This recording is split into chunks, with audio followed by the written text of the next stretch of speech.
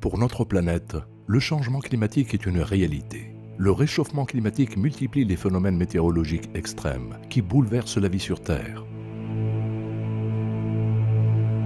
Cyclones, ouragans, sécheresses, canicules, inondations, tempêtes ont vu leur nombre et leur intensité progresser de façon alarmante. Des catastrophes au coût terrible, 1,6% du PIB mondial entre les années 2012 et 2013. À ce rythme, ce coût pourrait aisément atteindre 4 à 5% en 2025 et 20% en 2050, menaçant les populations les plus pauvres et les plus vulnérables. Au Maroc, le changement climatique est déjà un fait. Réchauffement moyen estimé à 1 degré Celsius, baisse significative des précipitations de 26% dans certaines régions, accélération des phénomènes extrêmes, sécheresse et inondations, hausse des vagues de chaleur constituent les principaux phénomènes recensés durant les dernières décennies. Les projections à long terme prévoient une situation plus préoccupante encore, avec des hausses de température et des baisses de précipitations plus importantes.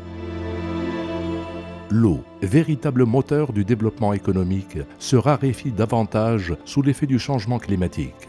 Les projections annoncent déjà que le Maroc sera en pénurie entre les horizons 2020 et 2050.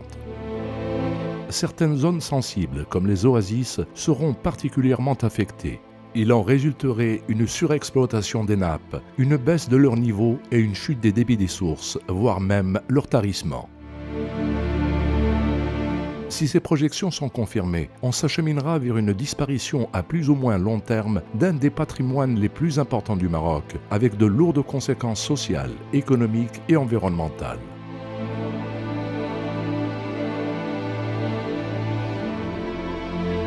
La politique des barrages menée depuis 1967 était déjà une politique d'adaptation aux sécheresses et inondations qui se succédaient à une fréquence inhabituelle, prélude au changement climatique.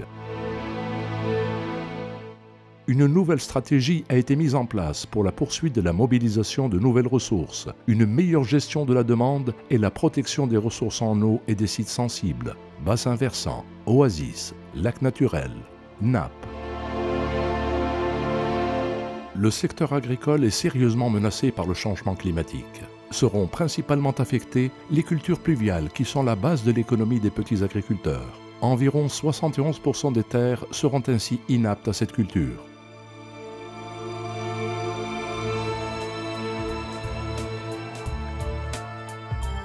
Le plan Maroc Vert, adopté en 2008, inclut une série de programmes et de mesures qui prennent en considération ces défis, dont notamment le programme de reconversion de l'irrigation, la reconversion de la production céréalière en arboriculture fruitière et en olivier, et l'orientation vers la pratique du semi-direct. Le littoral subit de plein fouet les impacts du changement climatique. Ces effets se manifestent par un certain nombre de phénomènes, dont l'érosion des côtes sableuses et la submersion marine. Elle est accentuée par le phénomène de littoralisation. L'adoption d'une nouvelle loi sur le littoral et la mise en place d'instances nationales et territoriales sont un début de réponse à ces défis.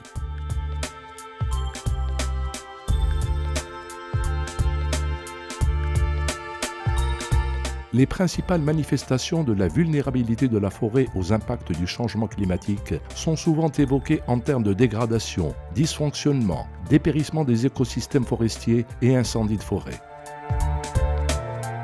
Le secteur forestier est l'objet d'une stratégie nationale qui se base sur une approche territoriale et participative pour la lutte contre la désertification, la conservation et le développement des ressources forestières, la protection de la biodiversité, l'aménagement des bassins versants contre l'érosion hydrique et le développement humain dans les espaces forestiers et périforestiers.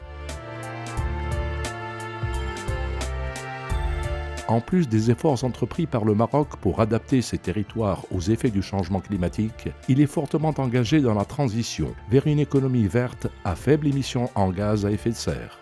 Ces émissions sont estimées à 3,10 tonnes équivalent CO2 par habitant en 2012. À titre de comparaison, les émissions du Canada sont de 24,6 tonnes équivalent CO2 par habitant, soit 8 fois celles du Maroc pour une population équivalente.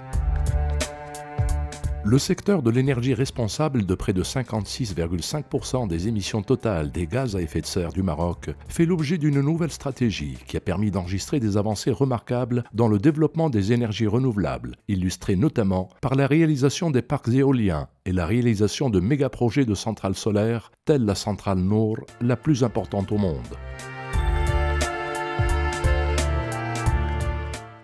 Le Royaume du Maroc est devenu l'un des acteurs majeurs de la transition énergétique dans le monde et plus particulièrement sur le continent africain.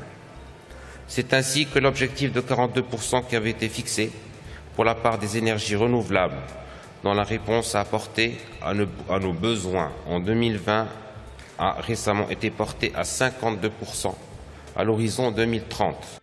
L'efficacité énergétique constitue également un pilier important de la nouvelle stratégie énergétique du Maroc. Programme d'efficacité énergétique dans le bâtiment et l'industrie, étiquetage énergétique des appareils domestiques, villes nouvelles à faible émission de carbone sont des exemples de programmes susceptibles de participer à l'effort national d'atténuation des gaz à effet de serre.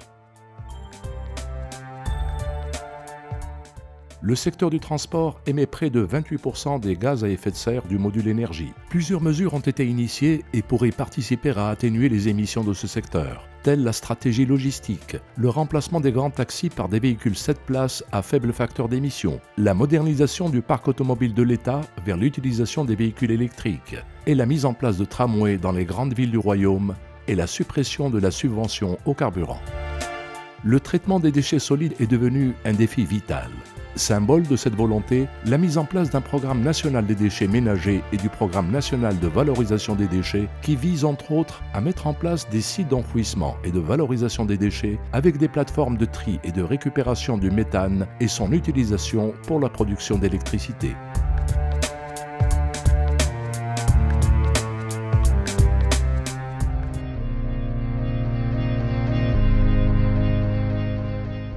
Sur le plan international, le Maroc est fortement engagé dans la mise en œuvre de la Convention cadre des Nations Unies sur le changement climatique, à travers la soumission de l'INDC Maroc au mois de juin 2015 et l'élaboration des communications nationales, dont la troisième vient d'être achevée avec l'appui du Programme des Nations Unies pour le développement. Cette communication a été élaborée dans le cadre d'un large processus de concertation et de renforcement des capacités impliquant tous les acteurs concernés, aussi bien au niveau central que local. Et en organisant la 7e conférence des parties en 2001 à Marrakech, le Maroc participe activement au processus de négociation internationale lancé depuis la conférence de Rio en 1992 pour trouver un compromis permettant de limiter les émissions des gaz à effet de serre.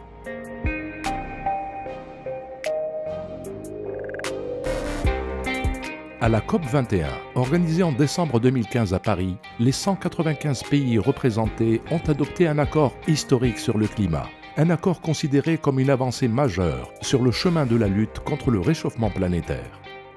Le Maroc, organisateur de la COP22, aura la mission de consolider cet accord et de confirmer son engagement dans la lutte contre les changements climatiques.